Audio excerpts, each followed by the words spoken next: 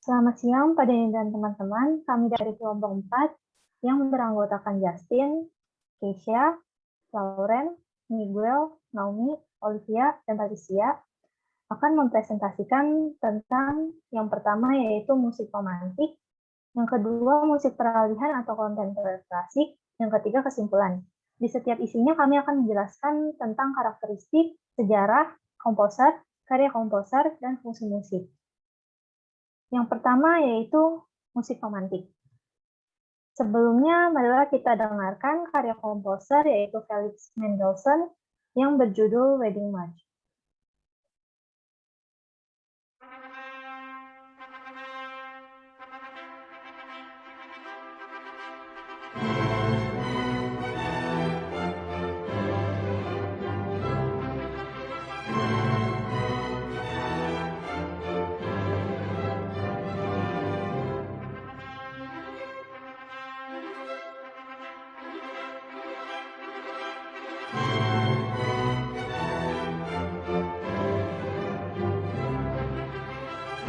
Selanjutnya dilanjutkan oleh Keisha.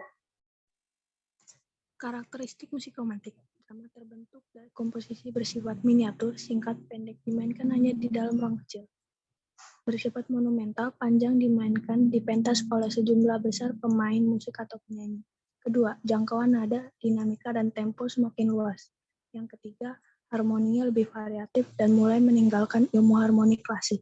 Keempat, melodi bersifat liris dan dominan dalam komposisi.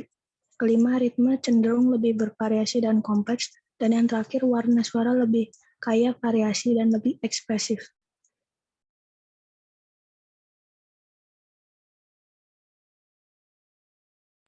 Sejarah musik romantik pada tahun 1815 sampai 1890.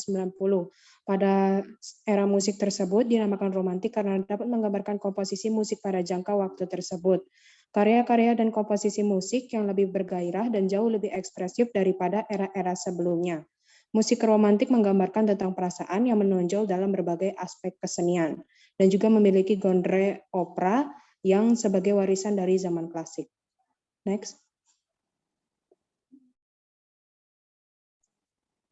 Musik gereja juga berkembang di Wina dalam tradisi Katolik, yang memiliki berbagai alat musik yang digunakannya, yaitu organ, piano, dan lain-lain. Pada masa romantik, karya musik jenis nyanyian sangat berkembang, bahkan nyanyian rakyat berperan sangat penting. Dalam nyanyian rakyat, sikap asli, wajar, sederhana, dan khas nasional mendapatkan ungkapan yang semestinya. Lagu-lagu rakyat inilah yang kemudian menjadi sumber inspirasi bagi para komponis. Next.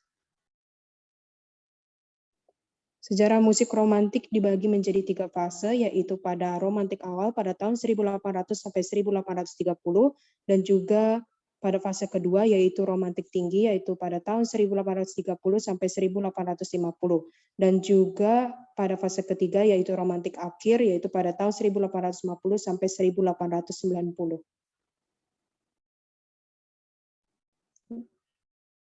Komposer musik romantik ada Karl Maria von Weber, P. Ilyich Tchaikovsky, Ludwig van Beethoven, Felix Mendelssohn, Hector Berlioz, George Bizet, Jules Massenet, F. Chopin, Ernst Schumann, Richard Wagner.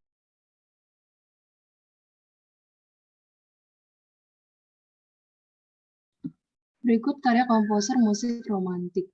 Yang pertama ada dari Karl Maria von Weber yang berjudul Singspiel Abu Hasan, opera Sylvanas, dan 2 simfoni, 2 kantatas tanpa nama. Yang kedua ada Fjord yang terdiri dari Swan Lake dan The Nutcracker. Yang ketiga ada Ludwig van Beethoven yang karyanya yaitu Simfoni nomor 9, The Late Spring Quartet, For Alice, dan The Misses Alumnus.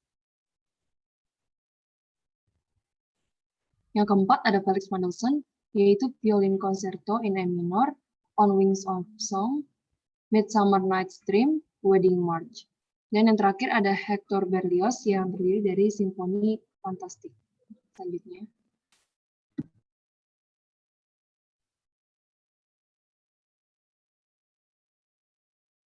Selanjutnya adalah fungsi pada zaman romantik. Fungsi musik pada zaman romantik ini masih sama dengan masa-masa sebelumnya. yaitu musik sebagai hiburan di gedung-gedung pertunjukan dan istana kerajaan, dan juga sebagai alat ekspresi musikal individu komponis yang bebas dan tidak terikat. Ciri musik romantik adalah memiliki sifat rasa kakuan, serta mulai banyak menggunakan rasa tanda ekspresi, perubahan tempo, dan dinamik yang sangat ditonjolkan. Pada masa ini, dapat dikatakan sebagai masa penyempurnaan terhadap musik klasik.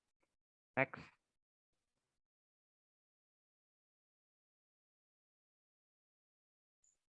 Yang kedua yaitu musik peralihan atau kontemporer klasik.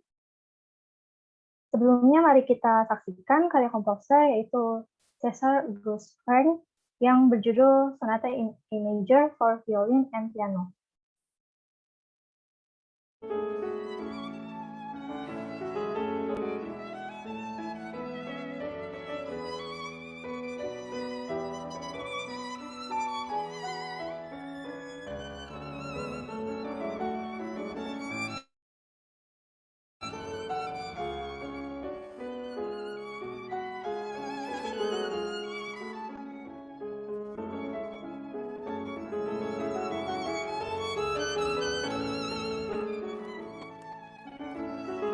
Oke, selanjutnya. Karakteristik musik peralihan atau kontemporer klasik. Pertama, penggunaan ketukan yang tidak lazim dan sering berubah-ubah, misalnya 5/8, 16/8, atau 12/8. Penggunaan harmoni vertikal dan komposisi paralel yang tidak terikat. Kemudian penggunaan konsep musik modal, tonal, dan atonal dengan bebas. Keempat, penggunaan sumber bunyi yang tidak lazim digunakan dalam komposisi musik. Kelima, menyajikan hal baru yang tidak biasa dan memiliki kebebasan dari kaidah bermusik yang berlaku. Dan yang terakhir, menggunakan notasi auditif dan notasi tindakan.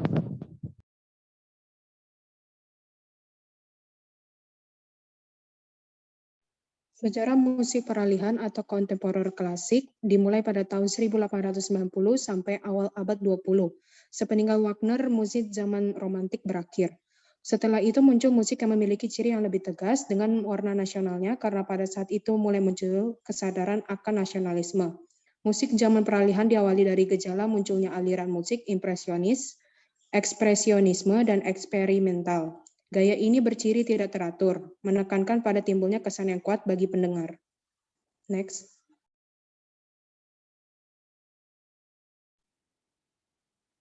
Claude Achille Debussy pada tahun 1862 sampai 1918 adalah pelopor aliran musik impresionisme yang mana sistem tonal tidak hanya dari nada-nada diatonis saja tetapi juga memasukkan nada-nada pentatonis. Ia juga memiliki bentukan-bentukan kecil untuk memasuk nada-nada pentatonis yang tidak lazim dalam eksperimen musiknya. Komposer musik peralihan atau kontemporer klasik. Cesar Auguste Frank, Gustav Mahler, Peter Ilyich Tchaikovsky, Sergei Rachmaninov.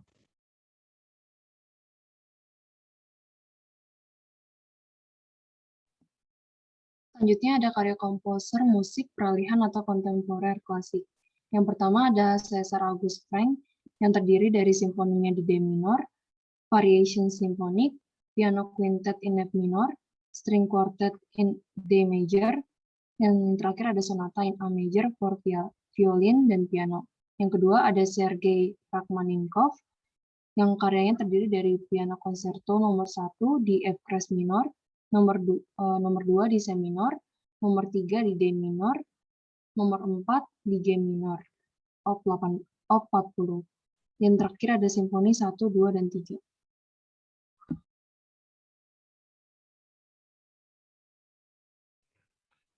Fungsi musik pada zaman peralihan atau kontemporer. Dari zaman peralihan ini, fungsi musik modern mulai berkembang, seperti musik pop, jazz, rock, dan lain-lain, yang digunakan sebagai media hiburan dan media pertunjukan. Dibantu dengan teknologi informasi yang semakin berkembang, seperti radio dan televisi, maka dengan perkembangan teknologi itu, musik tidak lagi harus dinikmati di gedung-gedung orkestra atau tempat-tempat yang menyajikan musik saja. Musik sudah bisa dinikmati dimanapun.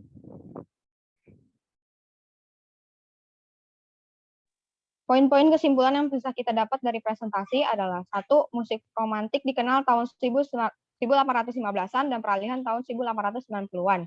Yang kedua yaitu musik romantik beristilah gambar perasaan dan musik kontemporer beristilah nasionalisme. Dan untuk yang ketiga, karakteristik musik romantik lebih variatif dan ekspresif berbeda dengan musik kontemporer yang bebas dan tidak lazim. Dan yang keempat adalah musik romantik dan kontemporer memiliki fungsi yang sama sebagai sarana hiburan dan pertunjukan.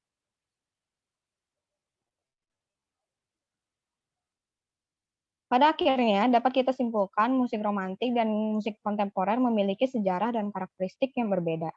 Tetapi, keduanya memiliki kesamaan di bidang fungsi sebagai sarana hiburan dan pertunjukan yang dibedakan melalui sarana penyampaiannya.